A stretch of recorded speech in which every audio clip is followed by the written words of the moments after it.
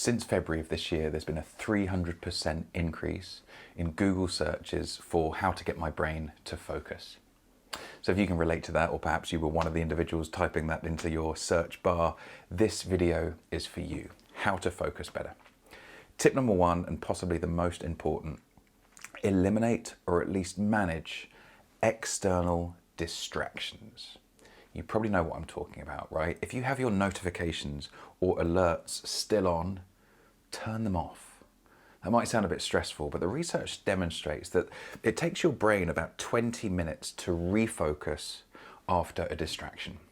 So in a sense, it's just a numbers game, isn't it? If you get more than 3 alerts or notifications or buzzes or beeps or an hour, well, your brain ultimately may never be focused throughout the day. So try to regain your sense of control over this attention of yours. And think about it like that. If you have your notifications or your alerts on, so if someone sends you an email, a WhatsApp, a text message, a Slack, fill in the blanks, and your phone buzzes or your laptop gives you a little notification that's visual, it's kind of like you're living your life under the rule that if someone wants your attention, it's up to them when they get it. I don't know if that's sustainable. So that's the first thing. Eliminate, get rid of your alerts, get rid of your notifications. The second piece around that same first principle is, check your email less. Some people or research suggests that we're checking our email, on average about every half hour, maybe worse than that. And again, think about the data. Your brain needs time to create depth of focus. So the more you can do that, the more you can eliminate these distractions, the more likely that's going to happen. Now, the other piece here, I think, is about your mobile phone, right? Data now suggests that we collectively are checking our phone or unlocking it 150, 200 times a day. Even, what about this multimedia multitasking? Are you someone that finds yourself watching TV, Netflix, whatever it might be, but you've got your phone in your hand at the same time? Think about it. You're training your brain to be distracted. So that's where you begin. Do an inventory if you need to. Like, what are your key distractors from your environment? Is it the beeps? Is it the buzzes? Is it your house and mess?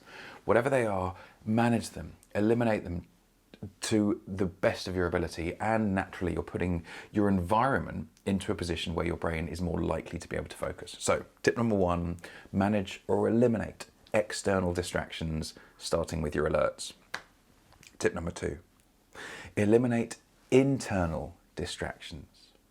I think we often forget that many of our distractions actually come from inside rather than outside our brain. But this is a really simple trick to sort out. Once a week, you do what I call a brain sweep.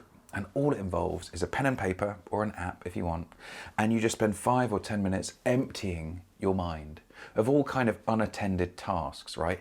Errands, to-dos, admins, replies to emails. Often, actually, in my experience, it's more kind of home and personal stuff. So it's sending your niece the birthday card, it's picking up the, doing some shopping, all that sort of stuff. Like, get it out. The last place you want to keep this miscellany is inside your head. Because although you might not be feeling it on an ongoing basis, that's also kind of inhibiting your ability to focus externally, right? So once a week, you do a brain sweep and try to keep your mind empty in a positive sense, right? Don't hold on to tasks, get them out. And then at least your brain is in a more kind of resourceful position. So that was my tip 2. Tip number 3, when you are actually working, have more regular breaks. So you want to be breaking about every 60 minutes or so. And that does 2 things. Number 1, it enables your brain to kind of recover and come back to work. The research is pretty compelling on this. Whether you understand ultradian rhythms, the idea that your brain oscillates in roughly 90-minute cycles, or you go to the data on workplace performance, a recent kind of large-scale analysis found that the most productive 10% of people tended to work for 52 minutes and then have a 17-minute break. Now, you don't need to take that too literally, but the point is probably have more breaks, and probably when you have a break, let it be longer. Like, do something different. Don't just switch task. Shift state and come back fresh. Now, if you have more breaks, what that's also likely to inevitably do is to create deadlines, right? And as you probably already know, you have a deadline, you have this kind of perceived sense of urgency, and that helps you focus. So that's my third tip. It also kind of creates block time, doesn't it? You've turned your alerts off, you've emptied your mind, you're now working in sprints of, let's say, 60 minutes. Well, already you can see how this is probably likely to create this kind of laser-like focus, knowing that in 60 minutes you can stop and then re-engage. It's really important. Tip number 4, do your most valuable work in the morning if you can. What happens in the morning, naturally, one of the reasons you wake up, aside from the alarm clock and the light, is you have what's called an internal cortisol waking response. Naturally, your body, through being a kind of a diurnal creature, has certain biomarkers that enable you to increase your subjective alertness. And so consequently, you might already know that typically your mornings, you're more productive than, let's say, just after lunch, right? When we all become a bit sleepy. Well, there are good reasons for that, but the point is capitalize on it. Like the first 2-3 hours of your day should be spent doing your most valuable work. Now, that isn't just around focus, it's also understanding the nuance of mental energy and how your brain kind of oscillates and changes state predictably throughout the day. But the point is, it's predictable, so capitalize on it. If there's one easy to apply tip there, it's this. Spend the first 60 minutes of your day at work in a non-reactive state. So on your high value activities, your highest value work tasks, and you know what that means? It's not emailing, right? But besides, you're now checking email hopefully less frequently anyway, having thought about this stuff a bit better. And then the final tip, tip number 5, and this is not necessarily about focus necessarily, but tip number 5 is make sure you're focusing on the right things. You know, there's no real value in increasing this laser-like focus and then spending that kind of cognitive asset on low-value tasks. So how do you get better at prioritizing? That's really what we're talking about is, well, get clarity on your objectives, your goals, your key projects, and then do an 80-20 analysis. Right, you've probably heard of the 80-20 rule. 20% of what you do generates 80% of your results. 20% of what you do generates 80% of your results, your impact, your value.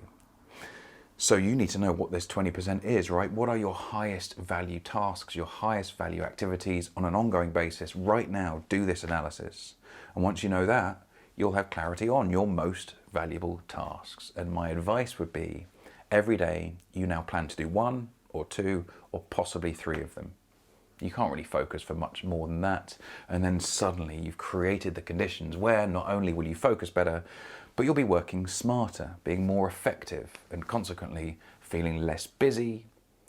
And almost inevitably, as you get more focused throughout the day, you're more likely to kind of maybe give yourself permission to switch off when you get to the evenings and you get to the weekend. So you have this kind of double benefit, don't you? So, quick recap.